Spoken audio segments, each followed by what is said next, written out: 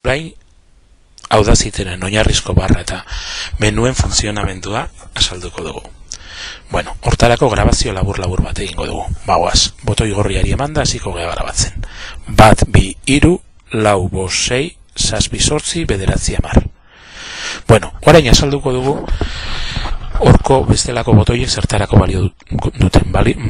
Botoi morea hasierara joateko balio digu, eta beste botoi morea honek balio digu grabazioaren bukaerara joateko.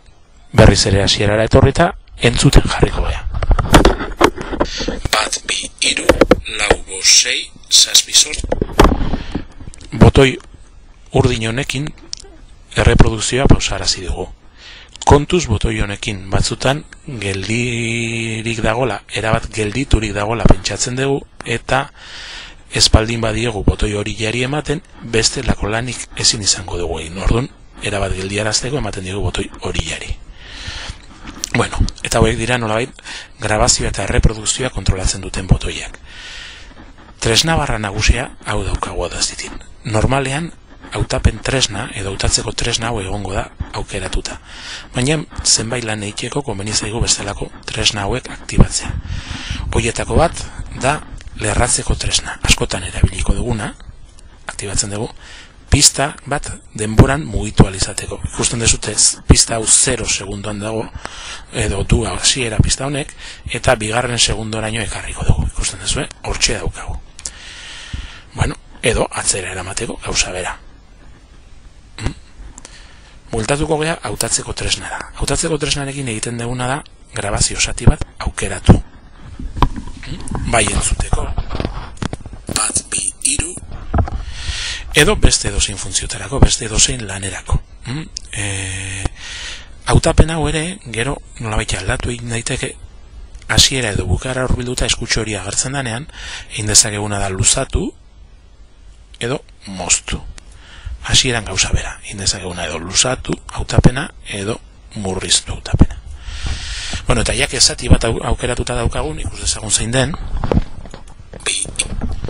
Bueno, bi daukagu hori, finduko dugu pixo bat bi besterik ez izateko. Hasiko gara beste azalpen batzuekin. Mozteko, kopiatzeko eta balio duten tresnekin, menu hontan ditugunak. Goraixonek balio digu bi hori ebakitzeko, desagertarazteko. Eta egiten duena da, tarte isilik utzi ez, bat horren ondoren 3 etorriko zan zuzenean ikus dezagun. Moztu egiten dugu, eka entzun dezagun. 3, 4, 5, 6. Markatu hasierara joango gea. 1, 3, 4. Ikusten dezuen nola gelditu den. Pausarazi ez, oin gelditu. Badakizute egindako edozein aldaketa desegin egin daitekela botoi honi eman da. Eta desegindako hori berregin nahi bagenu, beste honi emango genioke. Bueno, orain desegingo dugu zenbaki guztiak edukitzeko. Bale, zertarako balio duten beste hauek. Badaukagu zati hauz aukeratuta bi, eta honek esaten digu kopiatzeko tresna dela, oain ez da deatzen, baina hau kopiatzeko da. Ematen digu, oain agertu da. Kopiatu klik egiten dugu, jartzen gea esaterako bukaeran, eta esaten digu itxatxi egiteko, itxasteko. Eta orduan hemen daukagu bukaeran bia ere bai, entzun dezago. Bi. Bueno, desegingo dugu operazioa, eta beste hauek balio dute ere ezabatzeko. Honek egiten duna da, hautapenetik kanpo dagoen guztia ezabatu. Hemen hautatuko dugu, ez dakit hauek lau eta guzti zangote diren, ikus dezagun. 4, 5, 6. Bueno, 4, 5, 6tik kanpo dagoen guztia ezabatzeko honi emango genioke. Desegiten dugu operazioa. Eta oain zer egingo dugu 4, 5, 6 horiek isildu, desagertarazi, baina gainerako zenbakiak tokian mugitu gabe hori da. Isilune bat txertatzen dugu zenbaki horien gainean ikus dezagun. Bueno, honekin egingo duguna da desegin. Beste tresna erabilgarri batzuk, hauek dira. Lupa hauek egiten digutena da ikusten dugun zati honen tamaina nolabait egokitu. Egin dezakeguna da zenbait operazio 5 segundo hauek igual handiagotu, eta orduan zehaztasun handiagoz ikusiko genuke pista, edo zenbaitetan komeni zaigu adibidez minutu erdiko grabazio baldin badaukagu txikiagotzea dana ikusi ahal izateko. Dena den,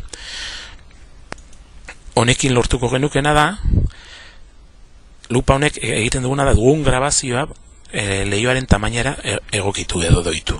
Gusten dezue. Vale. Azalpen gehiago. Ikus dezagun. Honek markatzen du entzuteko volumena, eta honek grabazioaren volumena. Nik nahiko altu ditut biak nire ordenagailuan soinu txartelak ala eskatzen didalako. Hori zuek denek probatu egin behar duzue. Eta hemen maila hauek erakusten digute grabazio eta reproduzio maila. Ikus dezagun adibidez. Martxan jarriko dugu reproduzioa ikusteko hemen marra gorria norraino helgatzen den. Joango gea hortarako hasierara eta hasiko gea reproduzitzen. Ikusten duzue marra berdea goraino helgatzen dela, orduan berez maila nahikoa badauka.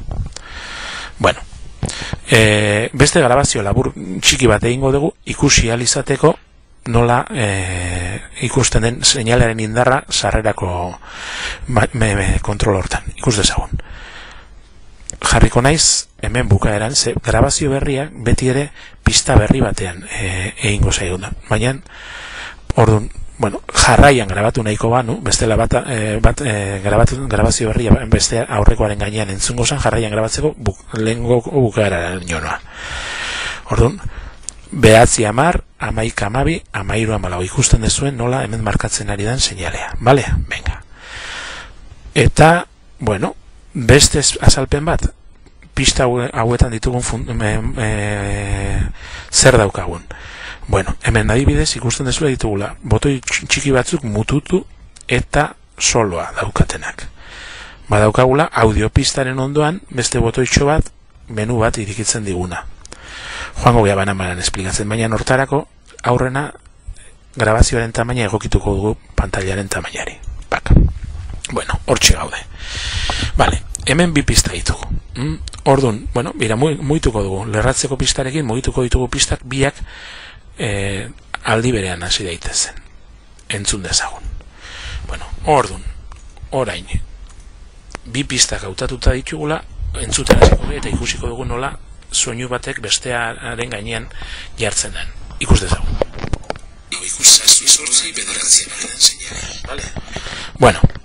Orduan, hori badibidez grabazio bat egitean nahi genean eta hitza entzun bai, baina musika entzun nahi ez degunean, egin behar duguna da pistetako bat mututu edo aukeratu pista bakar bat soloari emanez.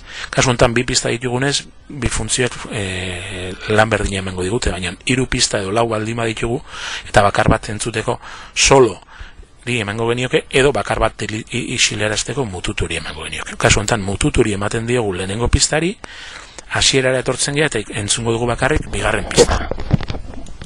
9, 10, 11, 12.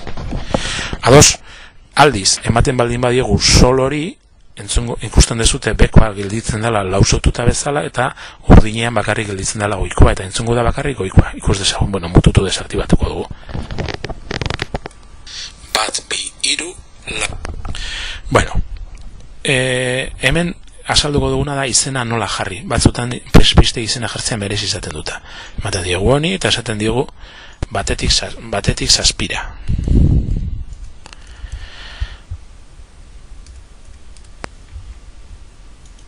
Eta bigarren pistari jarriko diogu beste izen bat, ez da hit. 9tik aurrera.